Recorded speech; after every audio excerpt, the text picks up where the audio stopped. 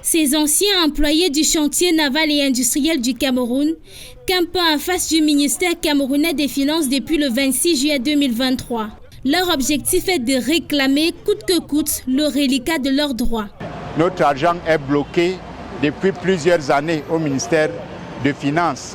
Le ministre lui-même nous a pas reçus. Nous avions déjà décidé qu'il y aura une fois où il arrivera mais n'entrera pas dans son bureau. Mais lorsqu'il est arrivé, il a d'abord essayé de faire certaines menaces et après il nous fait comprendre que le dossier est porté disparu. Il ne voit pas ce dossier. Et pour lui de faire ce paiement, il faut ce dossier.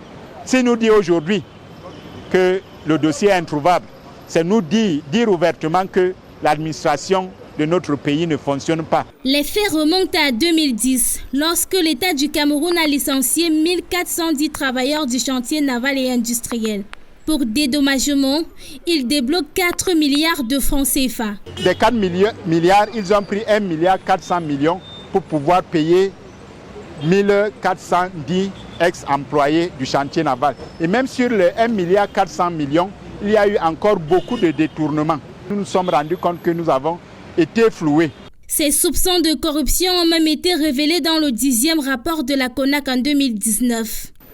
Après plusieurs arrangements avec le gouvernement, une lueur d'espoir s'affiche avec une correspondance du ministère des Finances. En mai 2019, le ministre des Finances nous envoie une correspondance pour nous signifier que notre dossier se trouvait dans ses services et que la direction des affaires juridiques était en train de travailler là-dessus.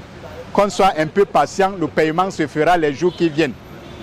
Seulement, des années passent et en 2021, le ministre délégué des Finances écrit au secrétaire général à la présidence, au premier ministre et au délégué à la Sûreté nationale que les ex-employés du chantier naval sont en train de revendiquer une prime qui n'existe pas dans la loi du Cameroun.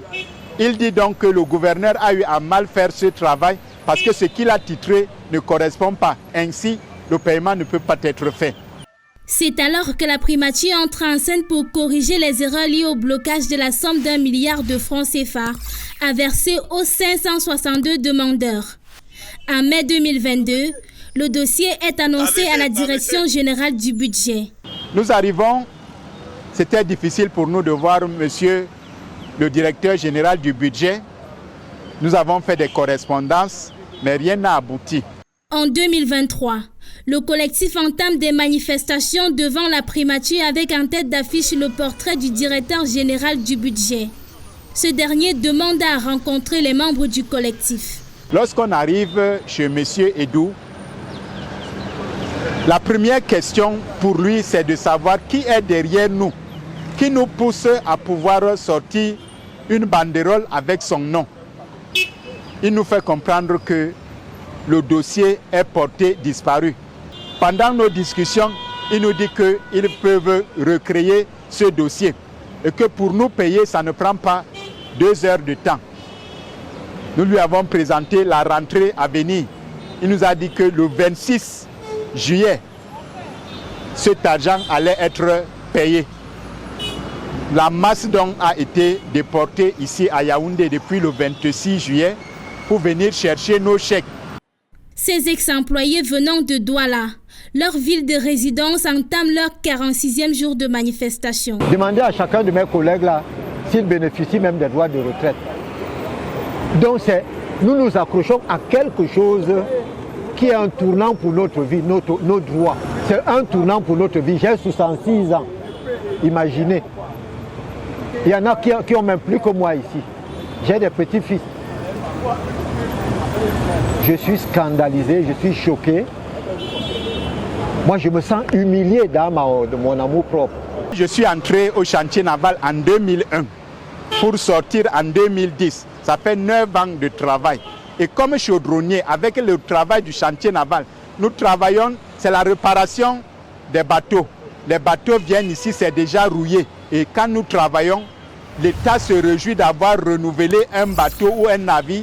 Mais les conséquences dans la santé de tout un chacun, c'est douloureux parce que nous avons cette rouille que nous aspirons.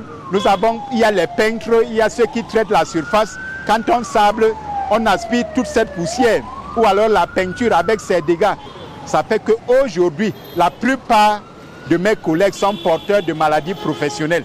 Et nous attendons de cet argent pour pouvoir nous nettoyer et même faire une reconversion pour pouvoir continuer à vivre.